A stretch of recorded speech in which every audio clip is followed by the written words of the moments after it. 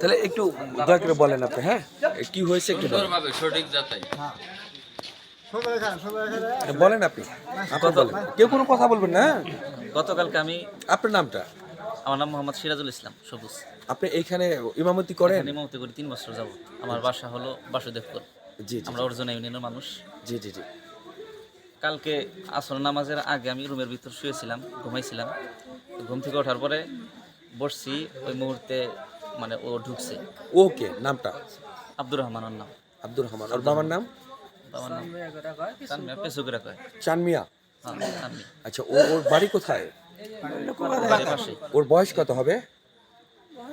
18-19 হবে। 18-19 হবে। আচ্ছা, তারপরে বলেন। তো আমি ঘুম থেকে উঠছি, ওঠার পরে ও আমার রুমের ভিতর ঢুকছে। ঢোকার পরে ওরা আমি দেখছিলাম ওই রমজানের আগে। তো জিজ্ঞেস করলাম এতদিন কইছিলাম, বললো যে কাজে গেছিলাম চাঁদপুর। তো একটু আলাপ টালাপ হওয়ার পরে ও বাইরে চলে গেছে। মাগরিবের সময় দুজনে একসাথে ইফতার করছি, আমার প্লেটের ভিতরেও ইফতারি করছে। আবার এশার নামাজের সময় যখন অজু কইরা আমি নামাজে ঢুকবো, তখন এই মসজিদের বারিন্দায় পরে দেখছি নামাজ পড়ছি। নামাজ পড়ার পর 2 রাকাত সুন্নত পড়ছি। পড়ার পরে কারেন্ট ছিল না, আইপিএস দেওয়ার জন্য বাইরে আসছি। আসার পরে ওরে বাইরে দেখছি নামাজ পড়ছি, নামাজ, তারাবি নামাজ পড়ার পরে আমি, লোকমান ভাই, নজরুল ভাই আছে আরেকজন, ঘরের ভিতর ঢুকছি। ঢোকার পরে দেখি ফোন নেই। পরে আমার প্রতি একটু সন্দেহ জাগছে।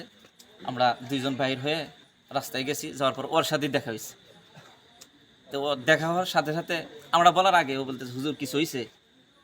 আমরা বললাম যে হ্যাঁ, মোবাইল চুরি হয়েছে। আর ও বলতেছে, মোবাইল কি অফ? বললাম হ্যাঁ, চোরে তো মোবাইল নিলে তো অফই থাকে। আমরা আগে ফোন দিছি, মোবাইল অফ পাইছি। ওর সাথে আর কোনো কথা বলিনি। এখানে একজন আছে সুলেমান ভাই, ওর সাথে কথা বলছে। ও বলছে হুজুর বাইর করে দিমুন, সমস্যা নেই, চিন্তা করিনি। তারপরে থেকে আজকে মাগরিবের আগ পর্যন্ত ওরে বুঝাইছি। বুঝানোর পরে স্বীকার হয় না, কোনোভাবে স্বীকার হয় না। পরে মানুষ জানাজানি হয়েছে, জানাজানি হওয়ার পরে ওরে ধরছে। ধরার পরে ওর কাছ থেকেই মোবাইল উদ্ধার করছে। এই মোবাইলটা কোথায়? মোবাইলটা এই মোবাইলটা একটু সামনে আনেন, হুজুরের হাতে দেন, আপনি ধরেন। একটু সামনে আসেন, ক্যামেরার সামনে আসেন প্লিজ। মোবাইলটা বাই করেন তো। এই মোবাইলটা আপনি কত টাকা দিয়ে কিনেছিলেন? 19,000 টাকা দাম চাইছে, 18,500 টাকা দিয়ে কিনছি তো গোবিন্দিশ মার্কেট থেকে। আচ্ছা, যাই হোক, তাতে 19,000 টাকা মূল্যের একটা মোবাইল, তাই না?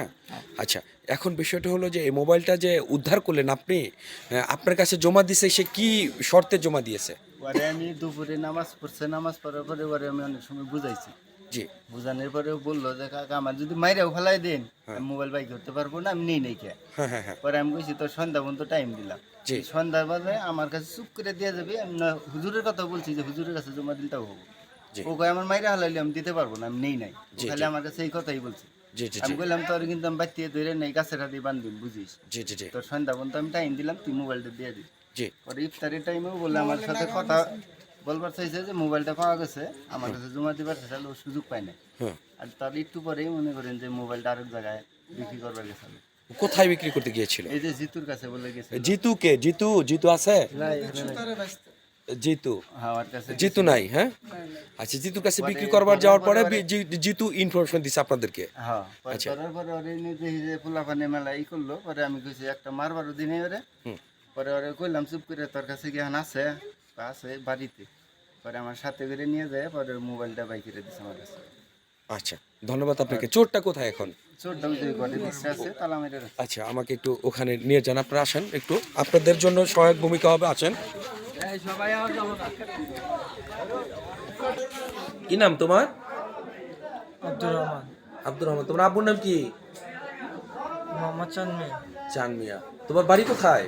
কলকাতায় কলকাতা। তোমার আব্বু কি করে? দোকান আছে কোথায় দোকান তোমাদের? এখানে। এখানে। আচ্ছা, তুমি কি করো? আমি স্টুডেন্ট। স্টুডেন্ট, লেখাপড়া করো? জি। কোন স্কুল, কোন কোন স্কুলে? 5 টাকা আলী মাদ্রাসা। আচ্ছা, আলিম মাদ্রাসা। তোমাকে কেউ মারধর করেছে কেউ? জি। কে মারছে? এখানকার লোকজন। আচ্ছা, কোথায় মেরেছে? আঘাত দেখাতে পারবা? জি, এখানে বসছে, এখানে বসছে। আচ্ছা, কেন মেরেছে তোমাকে? জি, আমি তো মানে যে একটা অপরাধ করে ফেলছি, ঠিক আছে? মানে জি। যে কয়েকজন মিলে আমরা এই কাজটা করছি আর কি। কে কি করেছো? যে আমার কাছে 3টা ছেলে একটা মোবাইল রাখতে দিয়েছিল, ঠিক আছে। 3টা ছেলে কে কে? নাম হলো, আমি একজনের নাম বলতে পারবো, ওর নাম হলো রাজ, আর 2টাকে আমি চিনি না। রাজের বাড়ি কোথায়? এখানে জিগাতলা। জিগাতলা। রাজের আব্বার নাম কি? রাজের আব্বুর নাম তো আমি জানি না। মেরাজ। এটা কোন পাশে থাকে জিগাতলা? জিগাতলা এই উত্তর পাশে। এই নতুন হাটখোলার এদিকে আফজালের দোকান পারে। জি মেরাজটা কে? মেরাজের ভাবের নাম কি? মেরাজের ছেলের নাম রাজ। আচ্ছা, তোমাকে রাজ রাখতে দিয়েছিল, জি জি। আর সাথে কে কে ছিল? আর সাথে কে গেছিলাম জানি না। আচ্ছা, তারপরে কি হয়েছে বলো? তারপর আমি মানে যে স্বীকার করছি যে হ্যাঁ আমি নিয়েছি। হ্যাঁ, তারপরে তুমি তুমি তুমি এখন আমি যেটা তোমাকে জানতে চাই, তোমাকে কিন্তু আসলে তুমি যেটা বলছো তোমাকে মারধর করেছে, কিন্তু আমার কাছে প্রুফ রয়েছে তোমাকে কেউ মারধর করেনি, তুমি এটা বানিয়ে বলছো। এখন তুমি চুরি করেছো, তোমাকে ধরতে দু একজন চর থাপ্পড় দিয়েছে, সে বিষয়টা ভিন্ন, কিন্তু তোমাকে কিন্তু কেউ মারধর করেনি। এটা কিন্তু আমাদের কাছে প্রুফ রয়েছে, অসংখ্য লোকে আমাদেরকে বলেছে যে তোমাকে মারধর করা হয়নি। এক্ষেত্রে তুমি যে কাজটা করেছো, হ্যাঁ, সেটা কি তুমি নিজেই করেছো নাকি নিরপরাধ কোনো ব্যক্তিকে যদি তুমি তুমি ফাঁসিয়ে দেওয়ার চেষ্টা করো, তাদের সহায়তা নিতে চাই যদি তাদেরকে ফাঁসিয়ে দেওয়ার চেষ্টা করো, সেটা কিন্তু তোমার কিন্তু অপরাধের মাত্রা আরো বেড়ে যাবে। সেটা তুমি একটু বুঝে বলো। জি জি জি আমি বুঝে বলছি। তুমি নিজেই করেছো? জি না, ওরা সাথে ছিল, আমি নিজেও করছি। না, আমি আমি যে জিনিসটা তোমার কাছে জানতে চাচ্ছি, যে মোবাইলটা যে তুমি চুরি করেছো, সেটা কি তুমি নিজেই চুরি করেছো? আহ, সেই চুরি করা মাল মোবাইলটাকে মানে এটাকে প্রমাণটা লুপাট করার জন্য তুমি কারো সহায়তা নিয়েছো কিনা, সেই বিষয়ে তুমি যদি খোলামেলা বলো, তাহলে কিন্তু তোমার অপরাধের মাত্রাটা বেড়ে যাবে। আর যদি তুমি নিজে করে অন্যকে ফাঁসিয়ে দেওয়ার জন্য, সাথে রাখার জন্য, সহযোগী হিসাবে তাদেরকে দোষী বানানোর জন্য তুমি চেষ্টা করো, তাহলে সেক্ষেত্রে তো তোমার অপরাধের মাত্রা বেড়ে যাবে।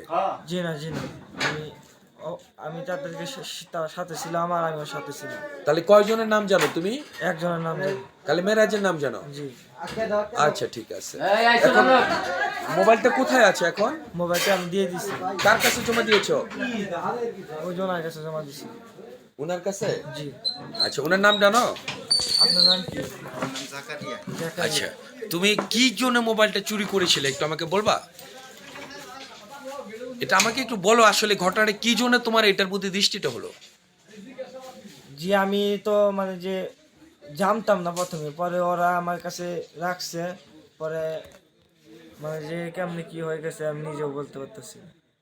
তুমি কিন্তু একটা মাদ্রাসা স্টুডেন্ট, তাই না? জি, জি। সেক্ষেত্রে কিন্তু তুমি এই ঘটনার সাথে আমার কাছে যেটুকু প্রুফ রয়েছে, তোমাকে অনেক অনুরোধ করেছে, তুমি স্বীকারোক্তি দাওনি এবং আরেক জায়গায় বিক্রি করতে যায় তুমি ধরা পড়েছো। তাহলে বিষয়টা কিন্তু তুমি কিন্তু স্বেচ্ছায় সজ্ঞানে কিন্তু এটা স্বীকার করনি। যখনকার প্রমাণ পাওয়া গিয়েছে এবং বিক্রি করতে গিয়েছো, তবে সেক্ষেত্রে কিন্তু তুমি ধরা খেয়েছো, তাই না? তাহলে সেক্ষেত্রে তুমি অন্যজনকে দোষী বানাচ্ছ, বিষয়টা কিন্তু অন্যরকম হয়ে যাচ্ছে। জি না, আমি অন্যজনকে দোষী বানাচ্ছি না। তারা সহায়তা ছিল? জি জি। চুরিটা কে করেছে? চুরিটা ওরা 2জন করেছে, ওরা দুইজন কে কে? রাজ আর 2টা ছেলে ছিল। তাহলে আপাতত তোমাকে আমরা